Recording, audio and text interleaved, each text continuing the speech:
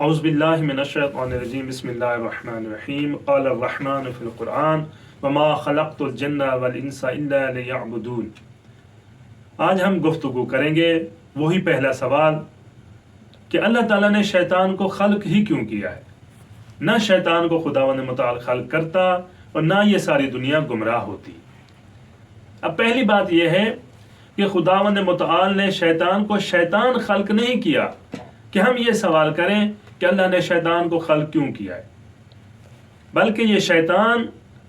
خلقت کے وقت ایک جن تھا، اور خداوند متعال نے ارشاد فرمایا وما خلقت الجن والانس الا لیعبدون۔ خداوند متعال نے فرمایا میں نے جنوں اور انسان کو نہیں بنایا مگر اپنی عبادت کے لیے۔ تو خداوند متعال نے شیطان کی خلقت اپنی عبادت کے لیے ہی کی تھی، فقط اپنی عبادت کے لیے کی تھی کہ میں تمہیں خلق کر رہا ہوں اور تم میری عبادت کرو گے۔ شیطان کو پاک اور پاکیزہ فطرت پر خلق کیا گیا ہے۔ شیطان کی خلقت میں کسی قسم کا خداوند متعال نے نقص نہیں رکھا، کیونکہ خداوند متعال ہمیشہ پاک اور پاکیزہ اور خیر کی خلقت فرماتا ہے۔ شر خداوند متعال خلق نہیں کرتا، یعنی خداوند متعال نے مطلق شر کو خلق ہی نہیں کیا، بلکہ اللہ تعالیٰ کی ذات نے ہمیشہ مطلق خیر کو خلق کیا ہے۔ تو اسی طرح ابلیس کو بھی خداوند متعال نے پاکیزہ فطرت پر خلق کیا تھا، اور پھر ابلیس نے 70,000 سال خداوند متعال کی عبادت کی،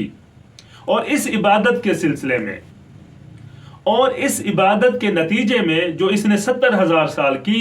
خداوند متعال نے اس کو منصب بخشا کہ یہ جنات کی لسٹ سے نکل کر ملائکہ کی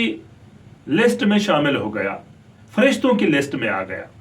اور پھر عبادت کرتا رہا۔ مولا کائنات حضرت علی ابن ابی طالب علیہ السلام فرماتے ہیں کہ شیطان نے 70,000 سال عبادت کی ہے، اور ان میں سے اس کی 2 رکعت ایسی ہے جو 4,000 سال اس نے اس 2 رکعت نماز کو طول بخشا، یعنی اتنی طولانی کی اس نے، ابلیس نے، اور یہ فرشتوں میں پہنچ گیا، پھر اس وہاں پر عبادت کرتا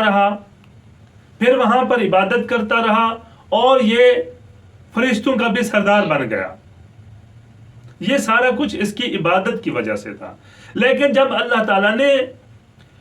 تمام ملائکہ کو حکم دیا کہ آدم کو سجدہ کرو، اب یہ چونکہ ملائکہ کی لسٹ میں تھا، اس پر بھی کیا ہے، حکم واجب تھا کہ کیا ہے، حضرت آدم علیہ السلام کو سجدہ کرو۔ اب یہاں پر یہ آ کے، کیونکہ اتنی عبادت کی تھی اس نے، 70,000 سال عبادت کی تھی، غرور اس کے اندر پیدا ہو چکا تھا کہ میں ملائکہ کا سردار ہوں، میں فرشتوں کا سردار ہوں، میں جنات سے نکل کر پہلے فرشتہ بنا ہوں، پھر فرشتوں کا سردار بنا ہوں، اور یہ آدم